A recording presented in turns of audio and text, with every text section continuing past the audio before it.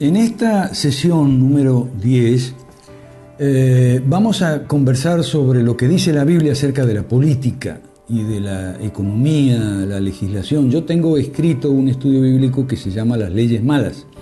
Es un libro que se consigue en la web. Ok, digamos que este es un tema delicado porque en Hispanoamérica no hubo reforma protestante. Entonces, en Europa, la reforma protestante y las guerras de religión que la siguieron, y en Estados Unidos la reforma y no hubo guerra de religión porque en Estados Unidos nació como una nación, digamos, donde la iglesia estaba separada del Estado desde el comienzo.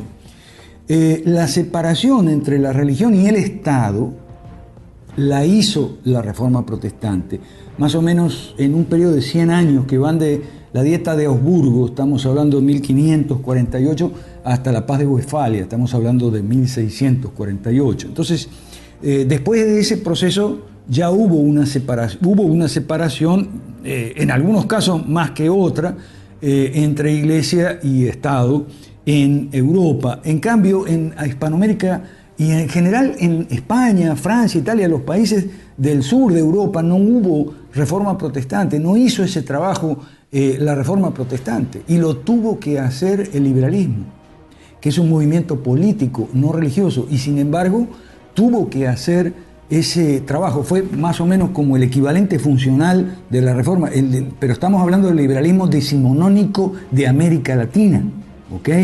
De los años 1880, 1920, en algunos casos fue un proceso muy doloroso, hubo incluso guerra civil, como el caso de México, la guerra de los cristeros. Entonces, este tema es muy peliagudo, genera mucha controversia tanto en el campo cristiano como en el campo liberal.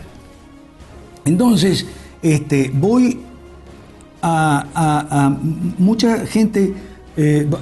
Vamos a empezar por lo básico en materia bíblica. ¿Qué es la Biblia? La Biblia contiene el mensaje de Dios, pero se trata de dos mensajes, la ley y el evangelio.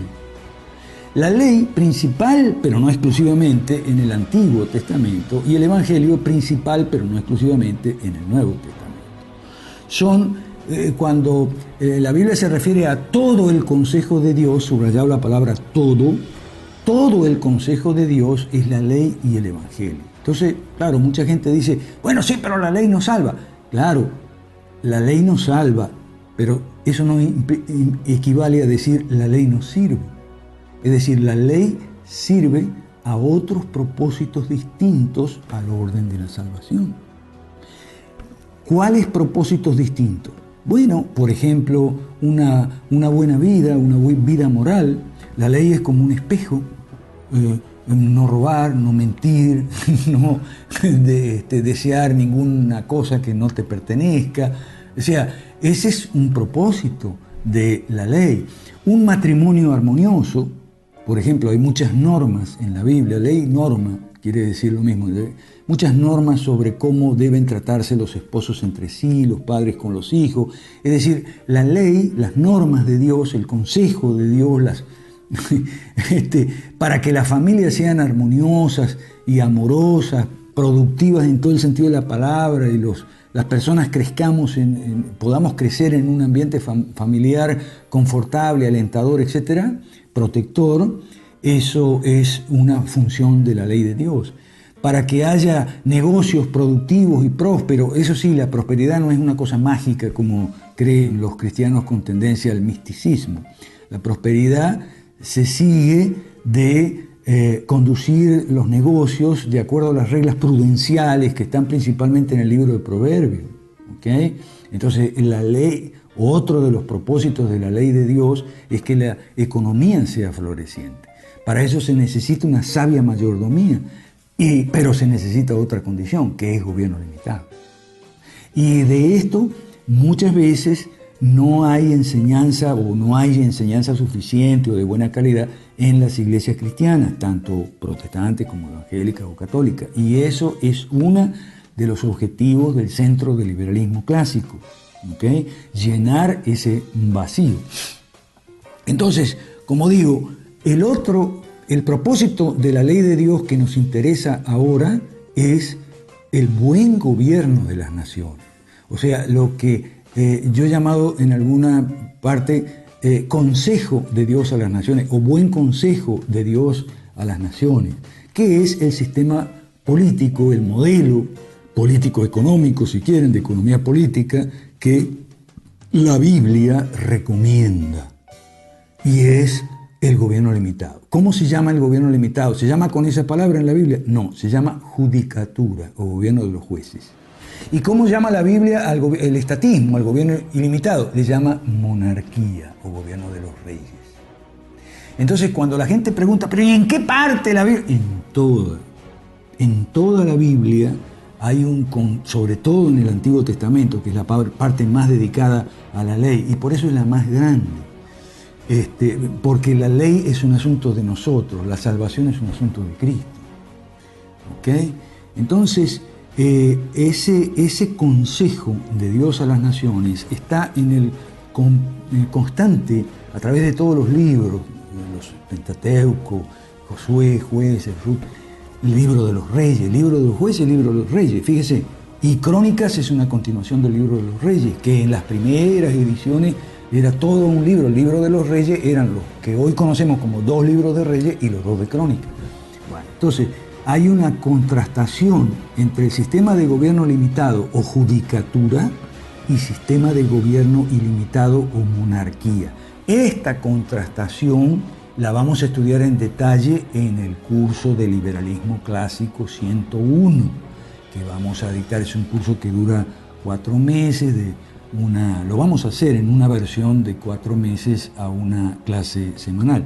Y después en el Centro de Liberalismo Clásico vamos a tener seminarios, cursillos cortos, talleres, foros, conversatorios sobre aspectos específicos de la Biblia para los que le interese el tema, o de economía para los que le interese la economía, o de la historia para los que no se interesa mucho la historia, o del derecho o las ciencias políticas. ¿Ok? De momento vamos a decir que la Biblia, en este sentido, es un manual de buen gobierno, independientemente de que algunos creemos que es la palabra inspirada de Dios y otros no lo creen. Es un manual de buen gobierno. ¿Ok? Entonces, como hay ejemplos de buenos gobernantes, el caso, por ejemplo, de Moisés, los primeros jueces, Samuel, Otoniel en el libro de los jueces, otros jueces. Hay ejemplos de buenos gobernantes. También hay reyes que fueron buenos, como el rey Josías, que restauró la ley, restauró el sistema legal anterior, restauró el gobierno limitado, aún siendo un rey. O sea, fue lo que hoy llamaríamos una monarquía constitucional, una monarquía limitada. ¿Ok? El rey Josías y el gobernador Nehemías también. Ahora, lamentablemente, cuando uno escucha a pastores políticos o pastores predicando sobre temas políticos, los ejemplos que citan siempre son los de José y Daniel, y esos no son buenos ejemplos.